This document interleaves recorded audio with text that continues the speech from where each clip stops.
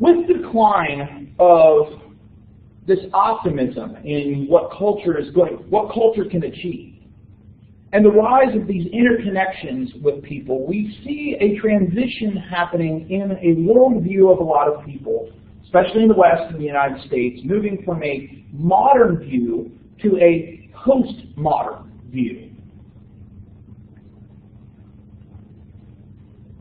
Modernism emphasized the reason, the power of the reason. And modernism was involved in a quest for universals, right? Ideas that would apply to everyone, right? Trying to find a universal truth based on reason. And the assumption that everybody could reason, they had the ability to reason, and so if they reasoned properly, they would come to the same truths. The postmodern outlook, however, was the exact opposite. And it happened in a couple of ways. There's a couple of ideological notions within postmodernity that are very important rejections of modernism. First is the rejection of the applicability of grand narratives to all peoples. Now, what's a grand narrative? A grand narrative refers to a story that provides meaning for a people. A grand narrative is usually kind of an overarching story that explains where people came from, how the world came into existence, how the world works. Those are the kind of things talked about in the grand narrative. Put simply, of course, the grand narrative of Christianity would be something like this. God created the world. God then created human beings. Human beings sinned. God created a plan to bring human beings back to Him that culminated in the crucifixion and resurrection of Jesus Christ. Now, it's a very brief, simplistic version of the grand narrative of Christianity, but when you think about that narrative, it tells us where we came from. It tells us our purpose in life. It tells us how to act with other people. Right? There's so much that is encompassed in that narrative in the Bible that is so important for how Christians think about who they are and what they do. But the postmodern outlook said, that might be a good story for you, but it is a story for you where other peoples have other stories. And so the belief that there is one overarching story that explains everything for everybody was something that postmodern people started to reject. And we see a lot of that today. Because when you think about some of the political and social issues that face the United States today, something like homosexuality and same-sex marriage, many Christians approach that issue out of that grand narrative on how God created human beings. But not everybody within the Christian fold looks at that narrative the same way, and that narrative certainly doesn't mean the same for people outside Christianity. And so there's the difficulty in conversing between opposing groups because there's not a shared notion of grand narratives, nor is there assumption that there is one universal narrative that applies to everybody. And so this rejection of a narrative that is applicable for everybody. Now certainly most Christians haven't rejected that grand narrative, but in general in Western culture there's that mindset. A second thing coming out of the postmodern outlook is a belief that you can't truly know reality.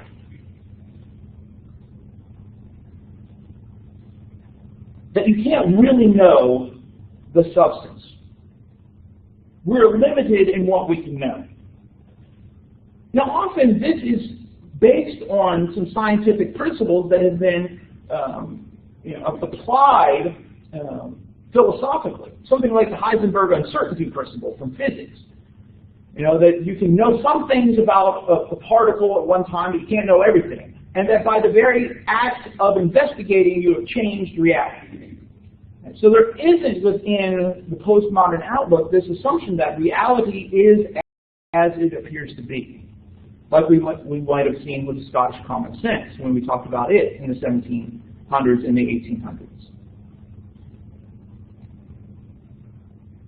And so if you're unable to truly know what reality is, you can't make claims about truth.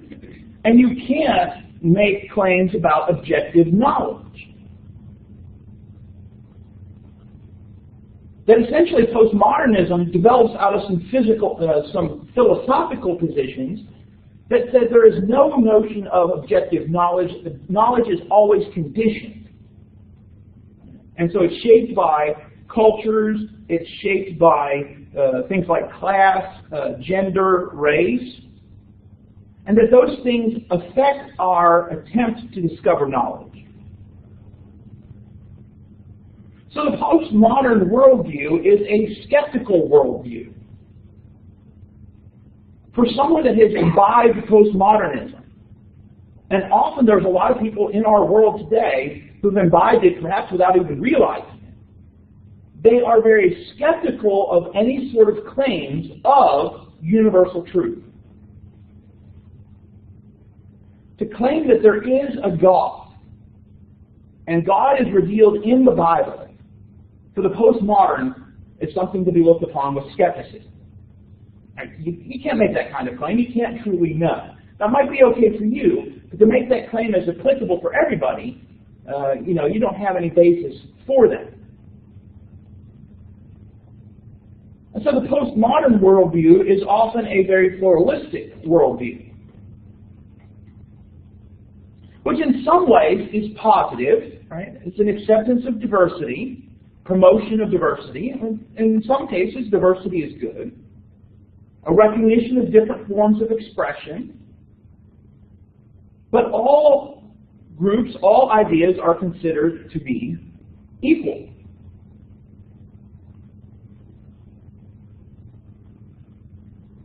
Which has led not just to an acceptance of diversity, but also, ethically, a relativistic outlook. That truth is relative, especially when it comes to ethics. That there are no universals when it comes to ethics, which, when taken to its logical conclusion, provides a very difficult position for a postmodern.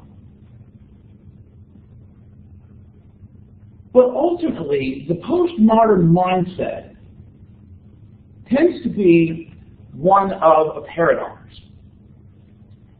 Whether recognized or not, that the postmodern outlook doesn't really hold together logically. But for many postmoderns, that doesn't matter. For example, take a very postmodern position like we cannot know the truth. It could be a truth about ethics, it could be a truth about reality or God. Ultimately, we cannot know the truth.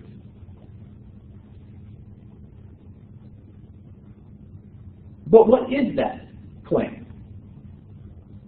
I mean, essentially, when you think about it, isn't that a claim of truth? We cannot know the truth is believed to be a truth, but if you can't know the truth, how can you know you can't know the truth?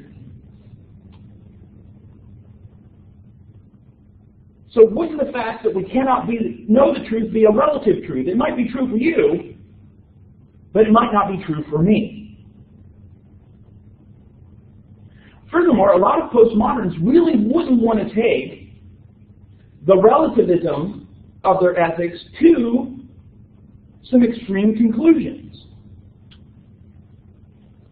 When we think about it, there are a lot of areas that postmoderns would support that don't hold together in a very logical consistency. For example, just recently, the Anglican congregation in Africa appointed a new leader, a man from, I want to say Nigeria, but I could be wrong about that. One of the things that many other Anglicans have complained about is his anti-gay position. Now, in Africa, there's often a lot of extremes of anti-gay positions. In some places, it's even criminalized, and you could end up being arrested, possibly even being executed. I'm not necessarily saying that's a good thing. But what I'm saying here is, the emphasis would be in the United States from the standpoint of homosexuality, gay marriage, same-sex marriage. A lot of people that support those things today would make the claim, or kind of base it on ideas of, it's their business. Let them do what they want to do. And so any type of thing to prevent gay marriage or something like that is wrong, because equality is what's important. Why is that a truth, and the truths in Africa not the truth? Because essentially what's being presented is this universal of equality is the prime thing we're shooting for here.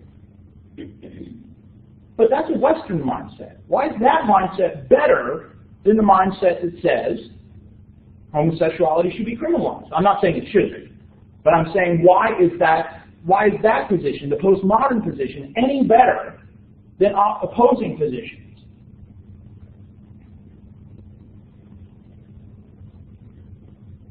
And so there's a lot of things where we see the postmodern mindset nobody is really a consistent relativist. Because you can't be.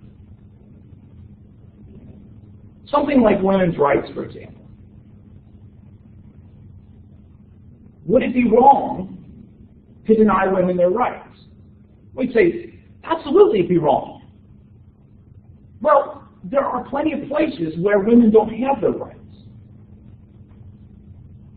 So why is this position that women should have their rights a better position than places that don't allow women their rights? If there are no universals.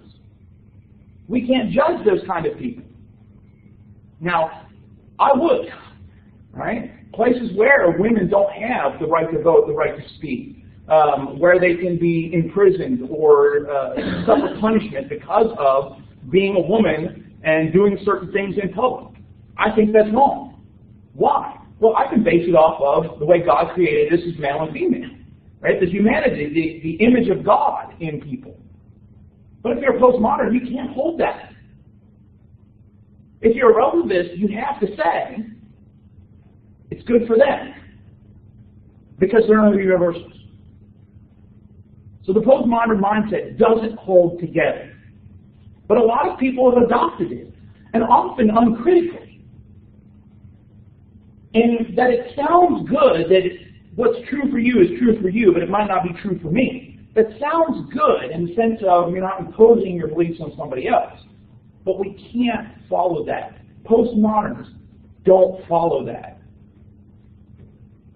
fully. They do believe there are some universal truths. Equality, human rights, some other things like that. This transition in worldview and in mindset has begun to have an impact on religion, and especially Christianity. And so now I'm going to turn to thinking through some demographics and some changes that have occurred. Again, my point isn't that you get the numbers, because a lot of numbers will be flying by here on these slides. I'm not wanting you to get percentages. I'm wanting you to get the trends. Right? Is it increasing? Is it decreasing? Where is it increasing? Where is it decreasing? In the year 2000, the world religious population broke down something like this. About a third of the world's population, right? So about 2000, it's slightly over 6 billion people. A third of them were Christians, right? So 2 billion people. Almost a quarter were Muslims, a little bit over 1 billion. Almost 1 billion Hindus, about half that Buddhists, and then you have a breakdown from other things. In the other category, here you see other, 3%, that would include groups like Judaism. Right? That's not in this list. Jews, about like 0.22% of the world's population. Right? Judaism is very small, but it's had a large impact. It would also include groups like Sikhism, Jainism, two other Indian religions that have spread throughout the world, Shinto, which is a Japanese religion. And then you have this category of non-religious at about 14%. Probably a better term would be unaffiliated, because not everybody in that 14% would be non-religious. They'd probably refer to themselves as spiritual, but not involved in an institutional religion. Certainly in that group you would also have atheists, but non-religious is not the best term. Though certainly in places like China and other places, there would be a non-affiliation. So that's the world population around 2000. 10 years later, the breakdown is different.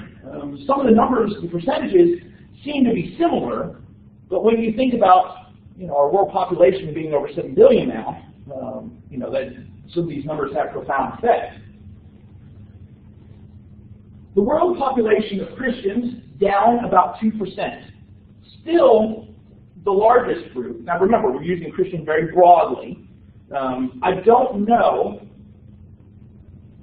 Looking at the Christian here would probably include, this is Pew Research, would probably include Jehovah's Witnesses and Mormons, which other Christian groups might not necessarily look at as Christian because of some of the beliefs about Jesus and things like that. But, about still almost a third, but less. There's still probably about 2.5 billion Christians in the world, again, broadly. Islam has increased about 1%, so still around 1.5 billion, almost 2 billion. Same population as Hindus, Buddhists a little higher. In this case, Jews are broken out. Other religions, you might not be able to read this, but again, Jains, Sikhs, Dalits, Baha'is, and others. Folk religionists would be followers of traditional religions, so African traditional religions, Native Americans, Pacific Islanders. That's what it means by folk religionists. So what's the trend? Well, the trend is decline for Christianity, right? Rise of Islam, decline for Christianity. Also, an increase in the unaffiliated. Now, again, that's an increase in atheists, yes, but it's also an increase in people who don't affiliate with a specific tradition. Some groups have referred to them, not Pew. Pew uses unaffiliated, but other groups, when they're doing surveys, refer to them as the nuns. N-O-N-E-S, not nuns that wear the habit that work in the Catholic Church. Nuns as in, what's your religion? None. All right, none of the above kind of thing. So unaffiliated or the nuns, again, some are atheists, some still have notions of spirituality, might believe in God, but there's still this kind of increase of people that don't affiliate with the religion. Now, one of the things that's interesting, just kind of a pilot, said that other religions is made up of Jains, Sikhs, other groups. Jews broken out here, but there's actually more Sikhs than there are Jews in the world. There's about 15 million Jews in the world, about half in the United States, the other half mostly in Israel. There's about 20 to 25 million Sikhs in the world. Yet it's Jews that are broken out, right? But Jews have had, in Western culture, a large impact on Western culture through Christianity, through Islam, and through Jewish thinking as well. So within that 10 years, you see some percentage change, a decrease in the percentage identifying as Christian.